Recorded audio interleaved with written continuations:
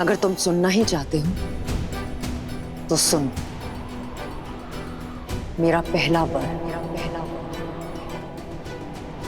अयोध्या के सिंहासन पर तुम नहीं, मेरा पुत्र भरत बैठेगा।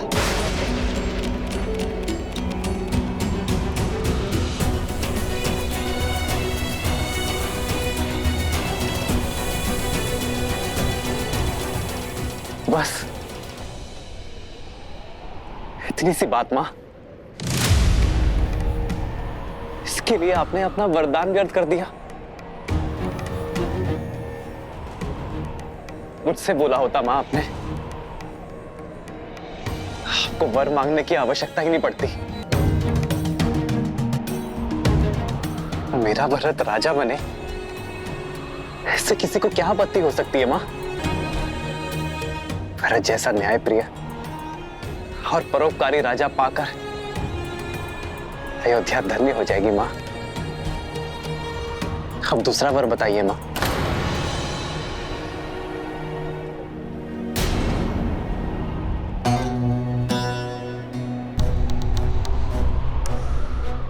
मेरा दूसरा वर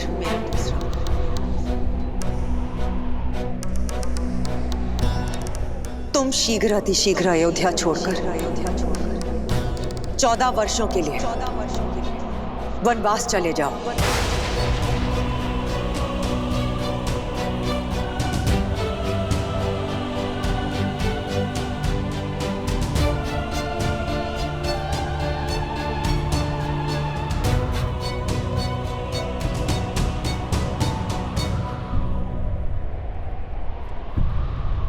स्वीकार है मुझे मां, स्वीकार है मुझे।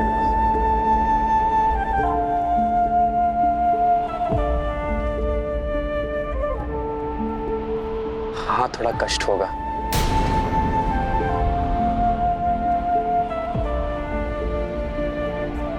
अपने बूढ़े पिता को और स्नेहमयी 3 माताओं को इस अवस्था में छोड़कर दूर जाना होगा। थोड़ा कष्ट होगा मां, किंतु कष्ट से अधिक आनंद भी होगा। आनंद की वनवास में मुझे मेरी देश और प्रजा को अधिक समझने का अवसर मिलेगा, संतों से सीखने का, संतों की सेवा करने का और उनसे उचित ज्ञान प्राप्त करने का अवसर मिलेगा।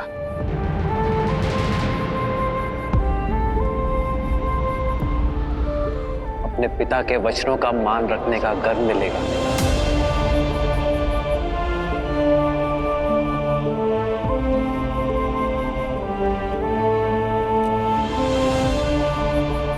अपनी मां की इच्छा को पूर्ण करने का संतोष मिलेगा।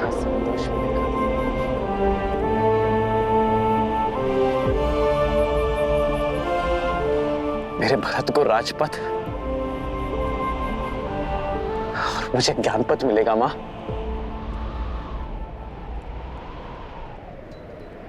मां, ये वर मांगकर आपने इस राम की झोली में आनंद और सुख भर दिया है मां।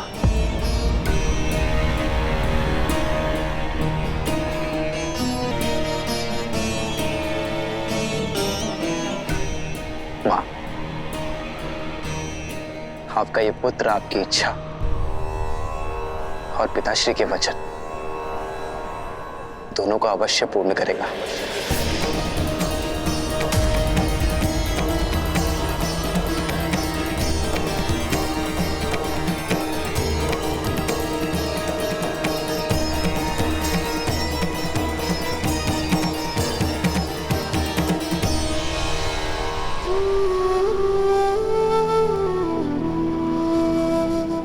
पिताश्री,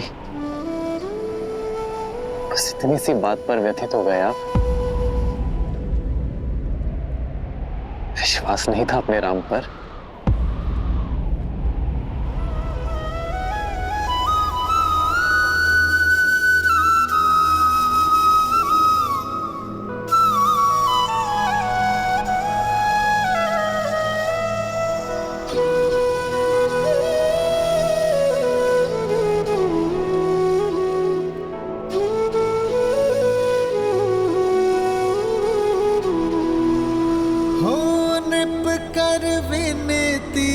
शिव को पुकारे,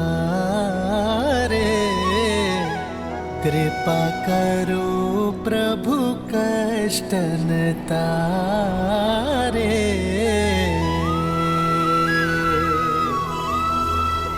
आशुतोष तुम दीन दुखी, मैं अवध बिहारी।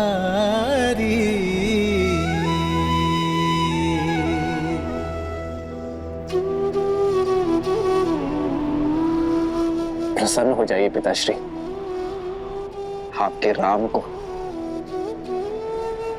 महाराजा हरिश्चंद्र और भगीरथ के मार्ग पर चलने का सौभाग्य मिला है। मैं धर्म यात्रा पर प्रस्थान करने जा रहा हूं पिताश्री। अपने नेत्रों पर इन अश्रुओं के साथ नहीं, अपने मुख पर गर्व के साथ अनुमति दीजिए पिताश्री।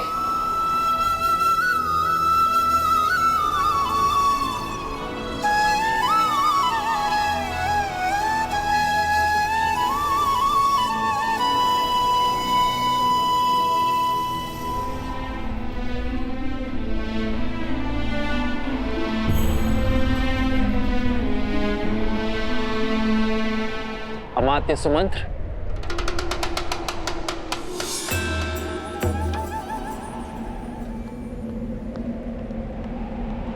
जी कुमार। पिताश्री का स्वास्थ्य ठीक नहीं है, ये किसी को ज्ञात नहीं होना चाहिए। आप इसी क्षण राजसभा जाए और मेरा एक संदेश सभी को दें।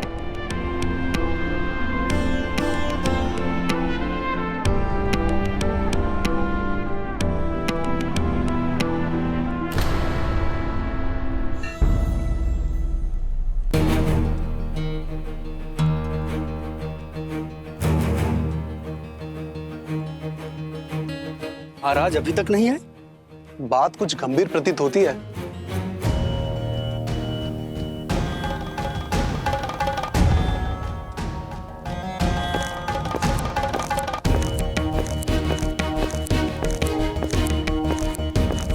राम आ गया।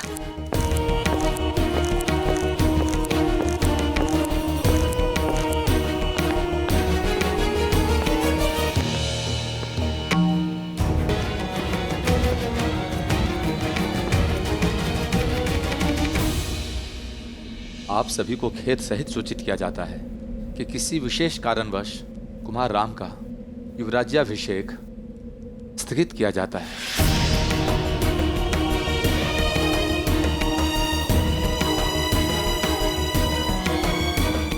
अचानक ऐसा क्या हो गया? ऐसी क्या बात है जो हम सबसे छुपाई जा रही है?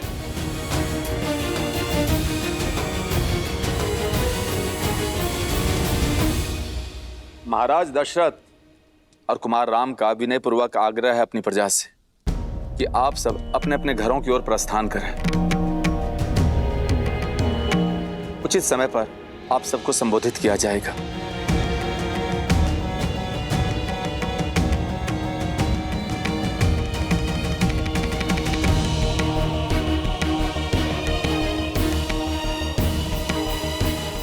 सुमंत्र जी, बात है, सब ठीक तो है ना? क्यों बुलाया राम को महाराज ने? क्या हुआ है वहां?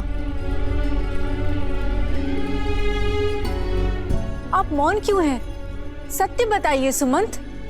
कुमार राम महाराज के साथ ही हैं। उन्होंने आप सबसे निश्चिंत रहने के लिए कहा है। मैं स्वयं उनसे मिलकर आती हूँ। जी मां, चलिए। ठहरिए।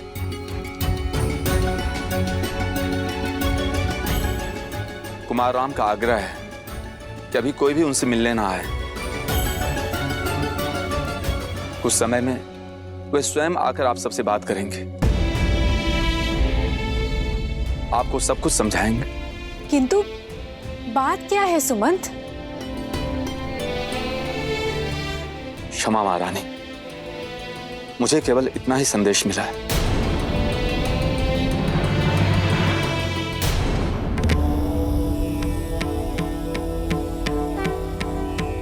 क्या सोच रही हैं देवी?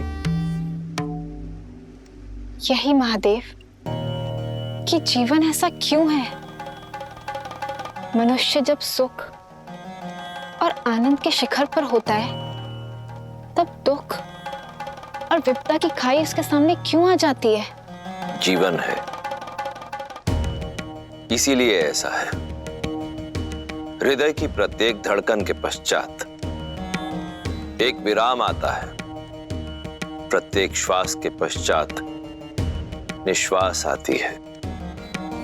श्रीमद् रामायण भी संसार को यही समझाती है कि यदि व्यक्ति के जीवन में कोई आपदा आती है तो वो साथ में दो अवसर भी प्रदान करती है, हार जाओ या पार जाओ। यूं समझ लीजिए देवी कि कई बार जीवन यात्रा में व्यक्ति के समक्ष मानो संकटों का एक बड़ा सा पर्वत आ खड़ा होता है। किसी प्रकार से वो उस पर्वत को पार कर लेता है तो क्या देखता है कि सामने एक अत्यंत गहरी खाई है। भरसक प्रयत्न करके वो उस खाई को पार करता है तो देखता है कि सामने पहले से भी कहीं ऊंचा एक और पर्वत खड़ा है। अब ऐसी विषम परिस्थिति में वो किस विकल्प का चुनाव करेगा, ये चयन उस मनुष्य का ही है। श्री राम के जीवन में भी ऐसी ही दुविधा आई, परंतु उन्होंने हार जाना नहीं, पार जाना चुना।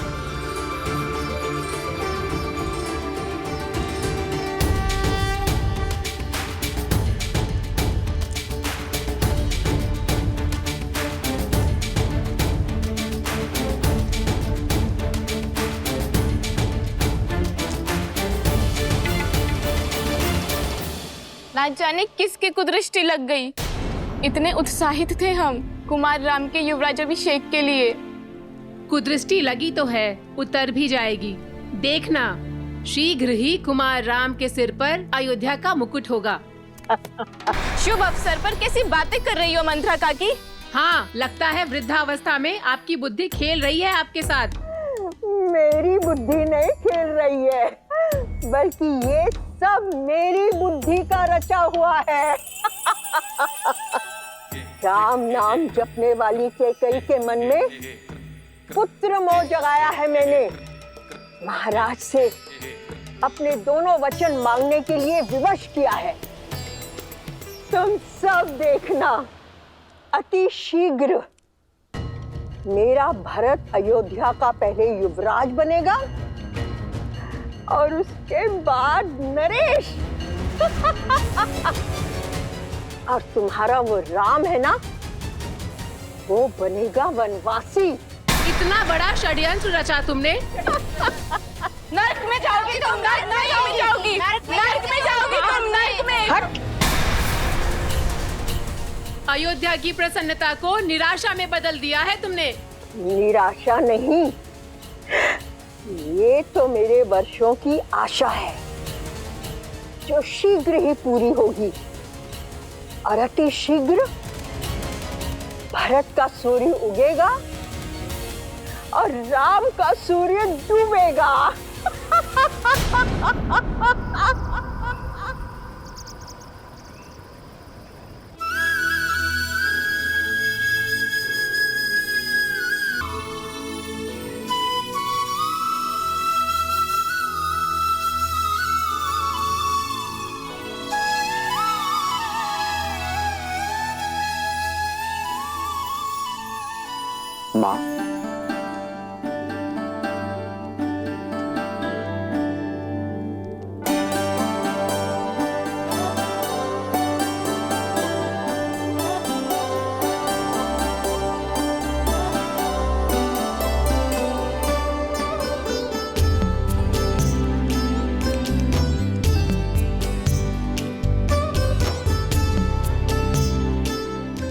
माँ, मैं जो विघ्न था वो टल गया राम? हाँ माँ,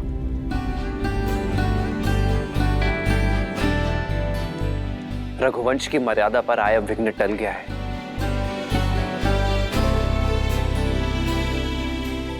युवराज अभिषेक होगा, आपके पुत्र का ही होगा माँ।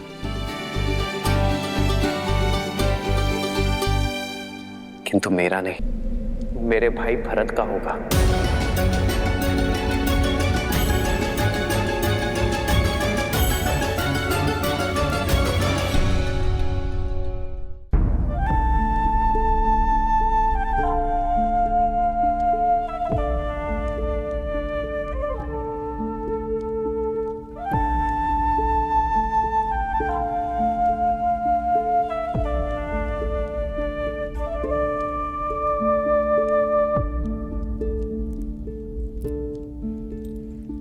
किंतु मां, अयोध्या के राज सिंहासन से भी बहुत बड़ा वरदान मिला है मुझे।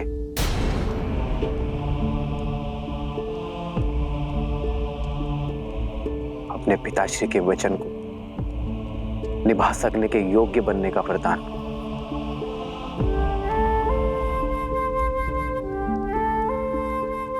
मां कैकेयी की इच्छा को पूर्ण करने का वरदान। रघुकुल की रीत निभाने का वरदान। पितामह हरिश्चंद्र के पथ पर चलने का वरदान। और सबसे बड़ी बात मां, संतों की सेवा करने का वरदान। उनसे उचित ज्ञान और सीख पाने का वरदान। और ये वरदान क्या है आर्य?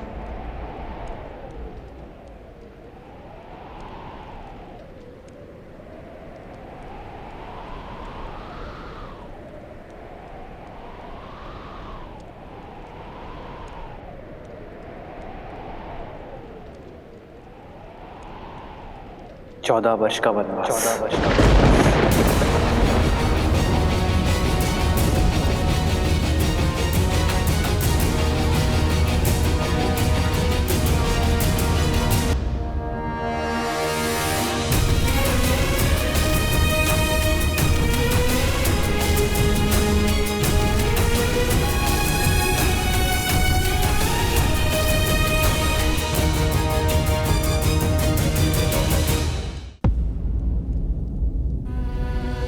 मां होने के नाते कैकेयी ने अपने पुत्र भरत का सोचा। ठीक है, लेकिन मेरे पुत्र के साथ अन्याय क्यों? तुम तो उसे प्रेम से मां पुकारते थे ना राम।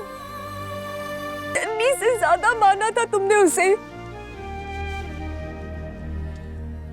सदा मुझसे पहले तुमने उसका आशीष लिया और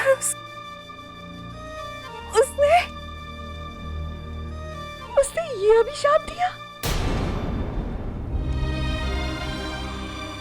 इतिहास कभी क्षमा नहीं करेगा उसे, ना मैं कभी क्षमा करूंगी। नहीं,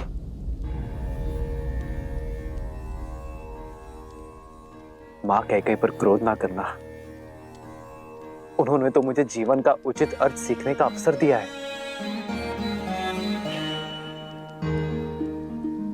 मां कैकेयी ने मुझे राज सिंहासन और राजनीति के चक्रव्यूह से मुक्त कर दिया है। मां,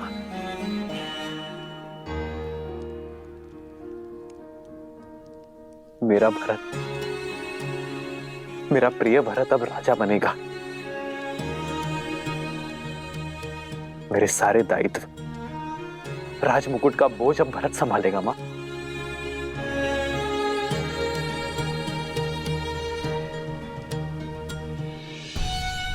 मां कैकेयी आपसे छोटी है ना, आपसे कम संभाले ना।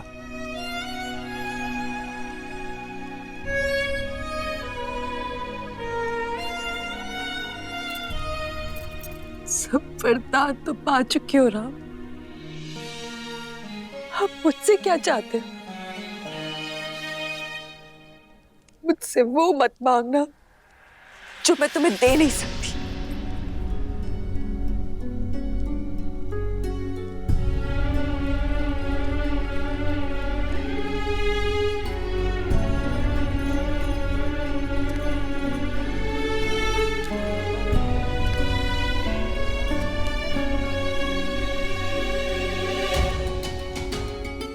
वही मांगने आया हूं मां, जो आप मुझे नहीं देना चाहती।